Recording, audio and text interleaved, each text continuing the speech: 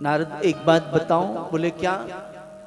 बोले संसार के लोग सच्चा प्रेम करते हो अथवा न करते हो, लेकिन महादेव हमसे सच्चा प्रेम करते हैं। महादेव एकदम सच्चा प्रेम करते हैं। कैसे? बोले गोपनीयम गोपनीयम गोपनीयम प्रयत्नतः। गुरु मंत्र के संदर्भ में कहा गया है कि ये जितना गोपनीय रखा जाए उतना ही कल्याणकारी सिद्ध होता है, निश्चित रूप से कल्याणकारी होता है। उस गुरु मंत्र को भी उन्होंने मुझे प्रदान कर दिया, बता दिया। उनके हृदय में समाधि में परमात्मा कब किस रूप को धारण करके प्रकट होते हैं, सब बात मुझे बताते हैं। नारद जी ने कहा, मां जब सब बात बताते हैं तो आपको यह भी बताया होगा उनके गले में जो मुंडों की माला है वो माला किसकी है? मां ने कहा, ये कभी मैंने पूछा नहीं, उन्होंने बताया नहीं।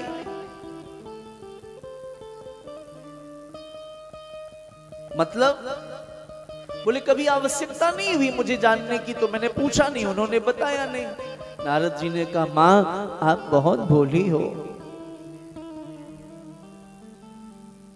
महादेव प्रेम किसी और से करते हैं, उससे इतना प्रेम करते हैं कि वो मृत्यु को प्राप्त हो गई नारी, तब भी उसके मुंडों को गले में लटकाए हुए घूम रहे हैं और आपसे प्रेम करने का अभिनय करते हैं। अब महाराज नारी सब बर्दाश्त कर ले, लेकिन उसे यह संज्ञान में आ जाए कि मेरे पतिदेव मुझसे प्रेम नहीं करते, किसी और से करते हैं, फिर तो महाराज भूचाल आ जाएगा।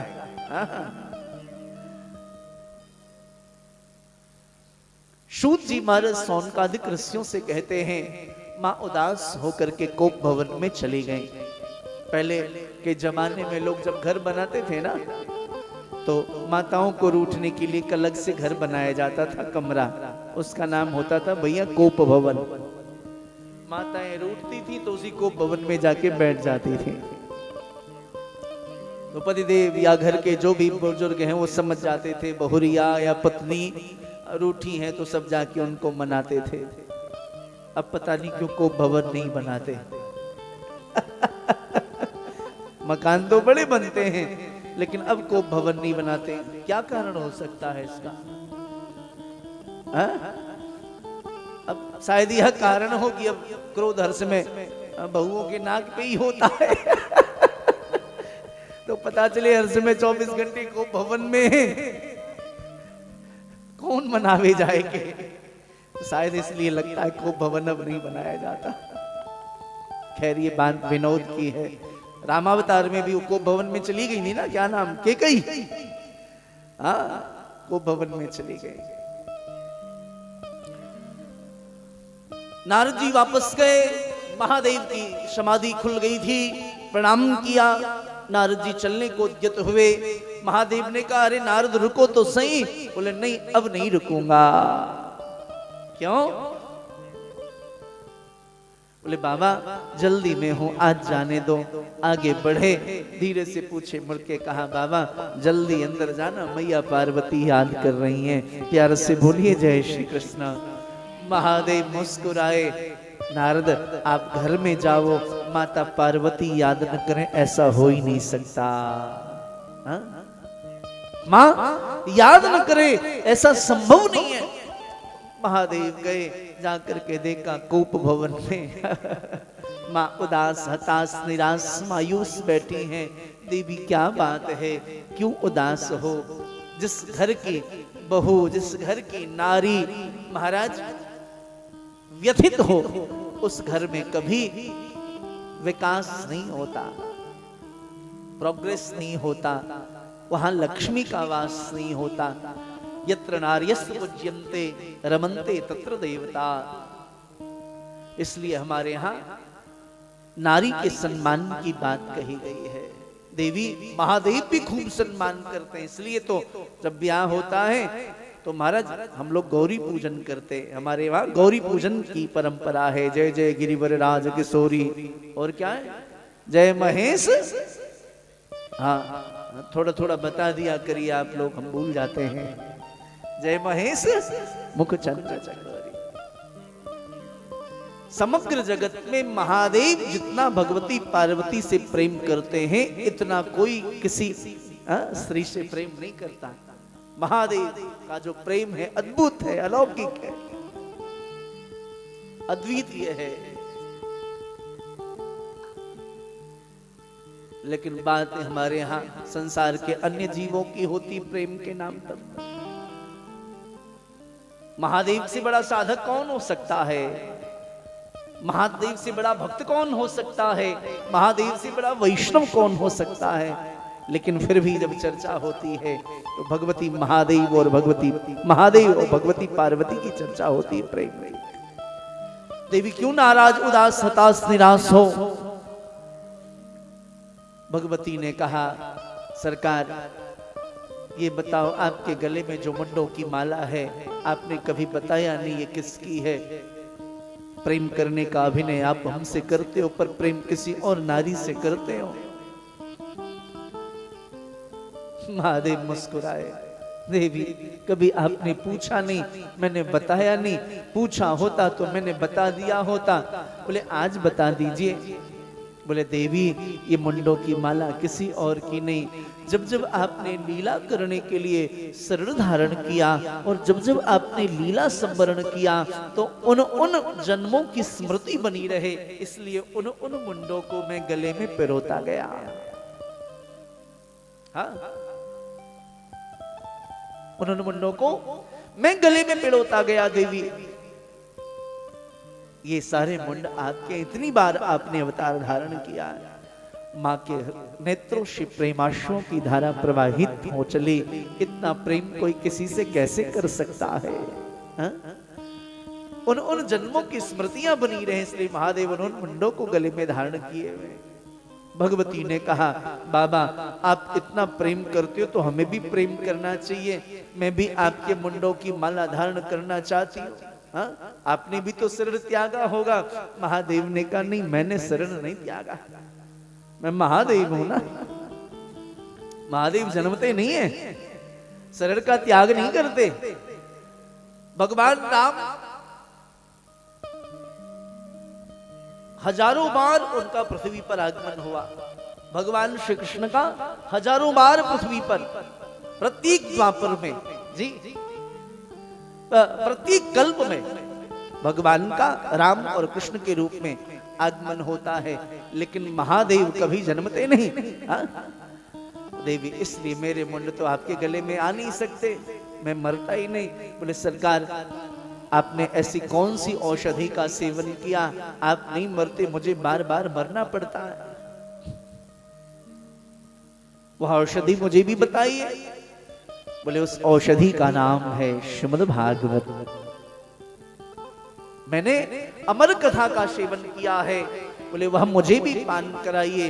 बोले अत्यंत गुप्त रहस्य है ये, चारों ओर देखिए कोई है तो नहीं, चूंकि यह मैं आपको प्रदान करने वाला हूं, किसी और को नहीं। आपको इसलिए दूंगा क्योंकि अतिशय प्रेम करता हूं आपसे।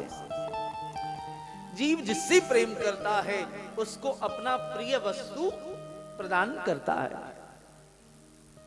चारों ओर देखा कोई और नहीं, एक सुकी बैठी थी उसको भी भगाए दिया है।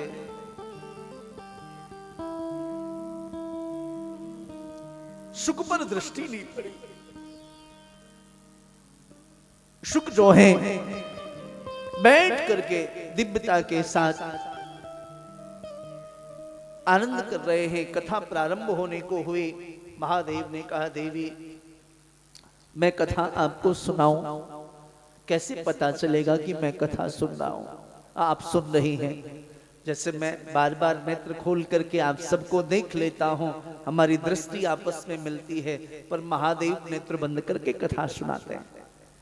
हाँ, कैसे पता चले कि मैं कथा सुन रही हूं, आप सुन रही हैं या नहीं?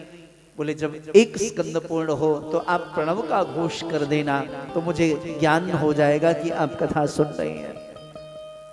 प्रथम स्कंद की कथा संपन्न हुई। मां पार्वती ने कहा, ओम।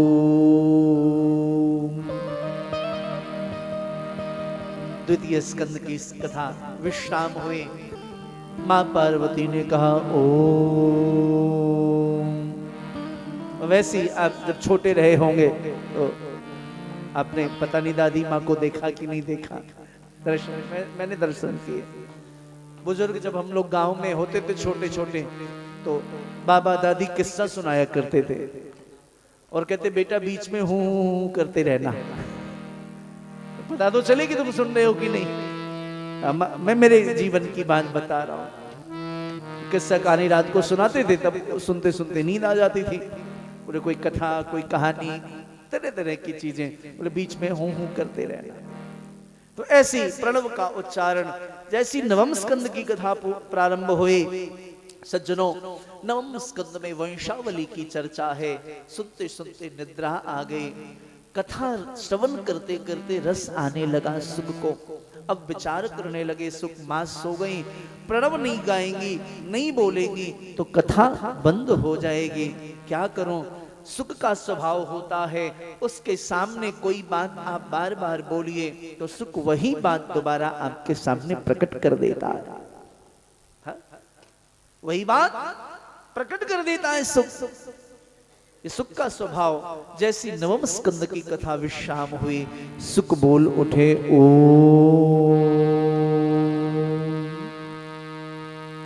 दसम स्कंद की कथा विश्राम हुई, सुख बोल उठे ओम। एकादश द्वादश स्कंद की कथा विश्राम हुई, महादेव ने जय घोष किया है, बोलिए श्रीमद् भागवत भगवान की। जैसे जय घोष किया है सज्जनों, मां की आंखें खुली, आगे कथा सुनाइए ना। बोले अपने आप थी कहा, कथा तो पूरी हो गई। बोले मैं सो गई थी।